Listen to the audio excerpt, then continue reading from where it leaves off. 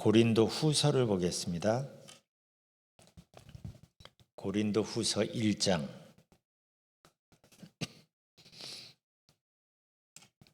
8절부터 10절입니다.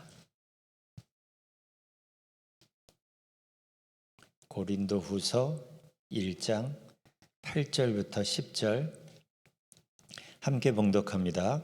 형제들아, 우리가 아시아에서 당한 환난을 너희가 모르기를 원하지 아니하노니 힘에 겹도록 심한 고난을 당하여 살 소망이 끊어지고 우리는 우리 자신이 사형 선고를 받은 줄 알았으니 이는 우리로 자기를 의지하지 말고 오직 죽은 자를 다시 살리시는 하나님만 의지하게 하심이라.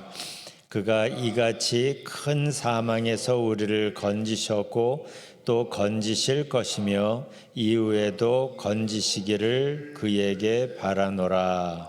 아멘. 지난주에 이어서 이 고린도 후서 1장 말씀을 한 번 더 보려고 합니다. 우리는 성경을 통해서 하나님이 우리를 참 사랑하신다는 걸 배웁니다. 그런데 하나님이 우리를 참 사랑하시는데도 불구하고 때때로 고난을 허락하시는 것을 또한 우리가 봐요. 가장 큰 이유는 우리를 단련시키시기 위해서죠. 하나님께 더 뿌리 내리게 해서 그래서 하나님만 주실 수 있는 평안을, 소망을, 그 은혜를 하나라도 놓치지 않게 하기 위해서. 그러니까 하나님이 우리에게 고난을 허락하시는 이유엔 그 고난보다 훨씬 더 큰 은혜가 거기에 있다는 걸 우리가 봅니다. 오늘 본문에서 하나님께서 바울에게 고난을 주신 걸 우리가 볼 수가 있어요. 지난주에도 보았지만 8절 9절에서 바울은 아시아에서 아주 큰 고난을 당했다고 말하고 있어요. 형제들아, 우리가 아시아에서 당한 환난을 너희가 모르기를 원하지 아니하노니 힘에 겹도록 심한 고난을 당하여 살 소망까지 끊어지고 우리는 우리 자신이 사형 선고를 받은 줄 알았으니 그랬어요. 바울도 처음엔 의아하게 생각했겠죠. 하나님께서 왜 이렇게 고난을 주시나? 그러다가 고난 앞에서 자기 자신을 더 깊이 살펴보게 됩니다. 그러면서 하나님이 고난을 주신 이유를 찾게 돼요. 그게 9절 후반절이에요. 이는 우리로 자기를 의지하지 말고 오직 죽은 자를 다시 살리시는 하나님만 의지하게 하심이라. 바울도 사역을 하다가 언제부턴가 자기도 모르게 경험과 노하우를 의지하게 된 게 아닌가 싶어요. 근데 자기 자신도 몰랐던 거죠. 근데 그게 하나님만 보이신 거예요. 그래서 더 그렇게 그쪽으로 가게 되기 전에 자기 자신을 자기 속을 신앙의 현주소를 다시 확인할 수 있는 기회를 주신 거예요. 이걸 보면서 우리도 이럴 수 있다는 걸 봅니다. 하나님을 의지한다고는 하지만 어떤 실제적인 상황 앞에서 하나님께 기도하고 지혜를 구하고 하나님과 함께 그 상황을 헤쳐나가기보다 자기 생각, 자기 경험을 토대로 해서 판단하고 결정하기 시작한 거예요. 그래서 하나님은 고난을 주시면서 바울에게 자기 자신의 마음을 다시 돌아보는 기회를 지금 주시는 겁니다.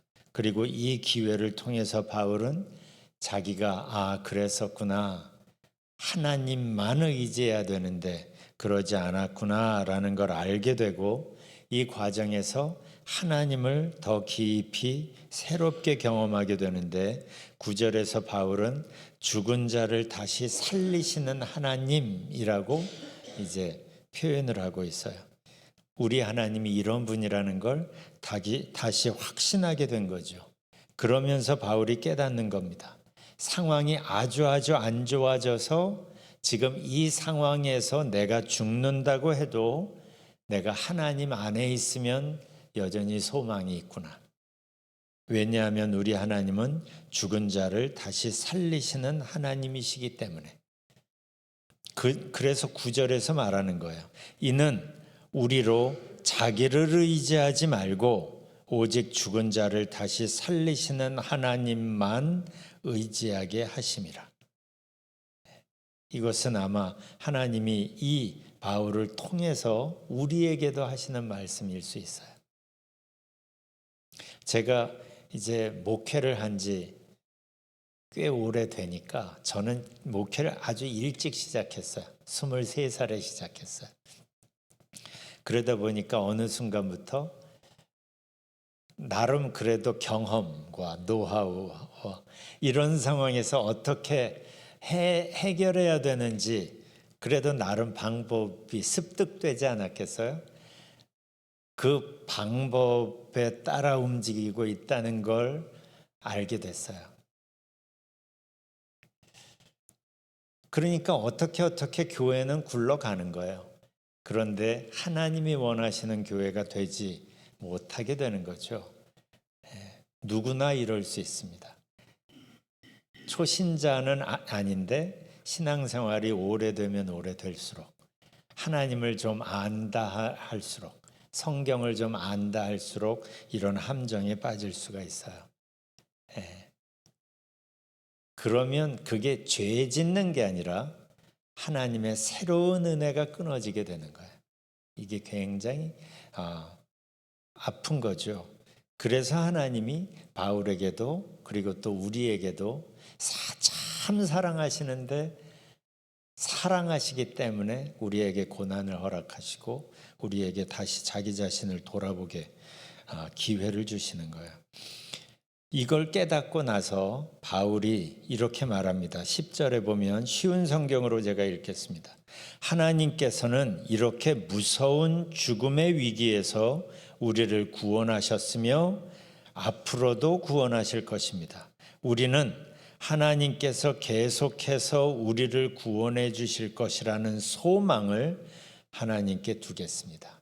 이게 고난을 겪으면서 바울이 다시 다짐하고 다시 확인하게 되는 거예요. 우리 하나님은 이런 소망을 주시는 분이구나. 항상 구원하시는 분이구나. 이걸 몰랐던 건 아니죠. 모르는 걸 배우는 게 아니라 알았던 건데 그것이 더 확신해지는 거예요. 하나님께 더 뿌리 내리는 거예요. 그래서 바울은 고난 앞에서 하나님을 보았고 새로운 하나님을 발견하게 되고 그 하나님께 더 깊이 뿌리 내리게 되는 거예요. 이 과정에서 이 바울은 하나님이 자기에게 고난을 주시는 이유를 알게 되고 또 다른 위로를 받게 되고 여기에서 하나님이 우리에게 고난을 주시면서 또한 더 큰 위로를 주신다는 걸 알게 되면서 이걸 깨닫죠. 우리가 지난주에 읽었는데 오늘은 읽지 않았어요. 4절을 보면 고린도후서 1장 4절을 보면 이런 얘기를 합니다. 4절 같이 읽어볼까요? 시작. 우리의 모든 환난 중에서 우리를 위로하사 우리로 하여금 하나님께 받는 위로로서 모든 환난 중에 있는 자들을 능히 위로하게 하시는 이시로다. 바로 그 앞에 3절에서는 모든 위로의 하나님이라고 하나님을 표현합니다.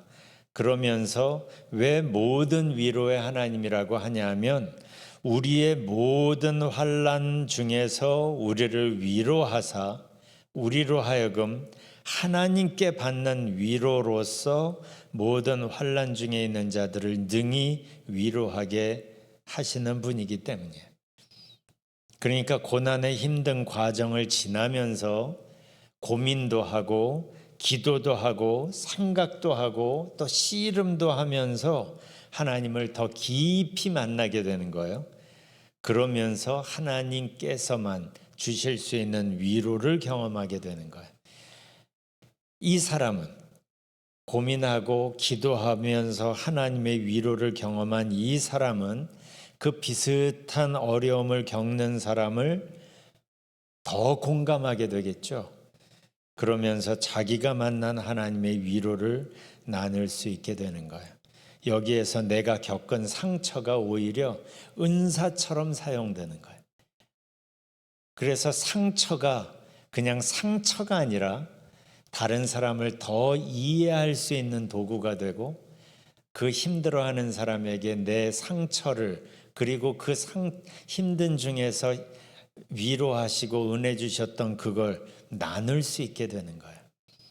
그래서 여러분들이 지금까지 살아오면서 나름 힘들었던 것들이 그냥 힘든 순간이 아니라 다른 사람을 더 공감하고 위로할 수 있는 은사가 되는 거예요.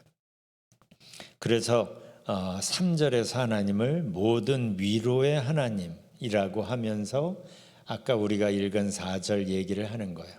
모든 환난 중에서 우리를 위로하시는 하나님, 그리고 우리로 하여금 하나님께 받은 위로로 모든 환난 중에 있는 자들을 능히 위로하게 하시는 하나님.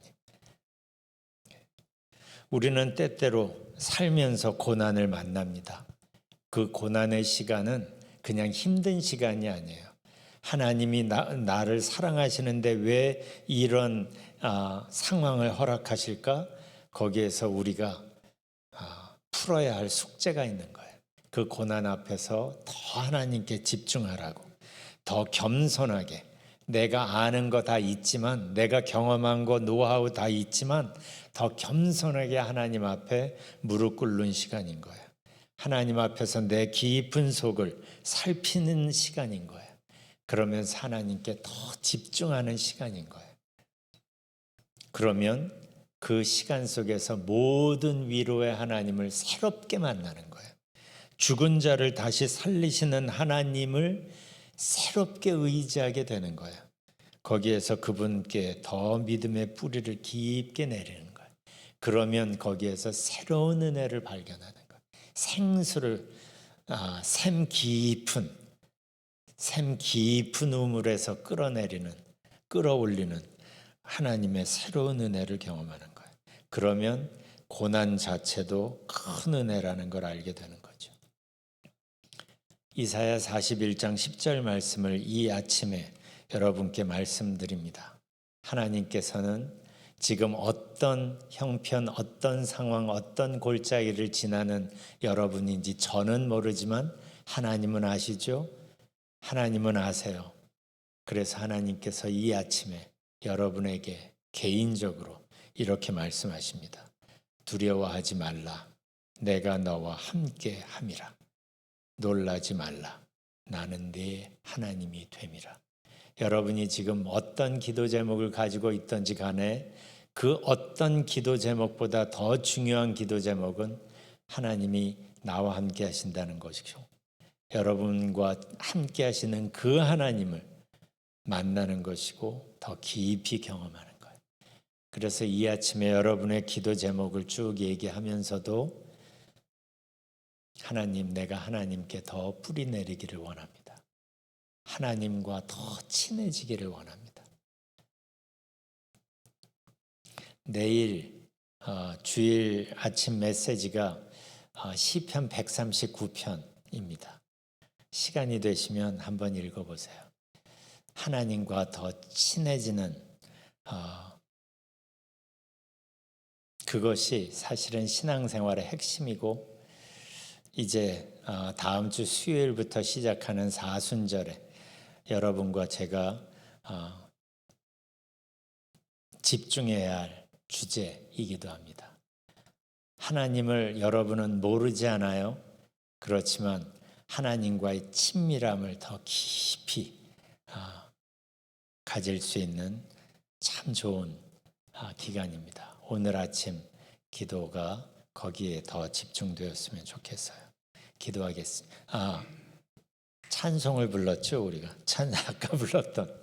아까 불렀던 찬송 370장, 통일 찬송 455장, 주 안에 있는 나에게 1절, 2절 부르고 기도하겠습니다.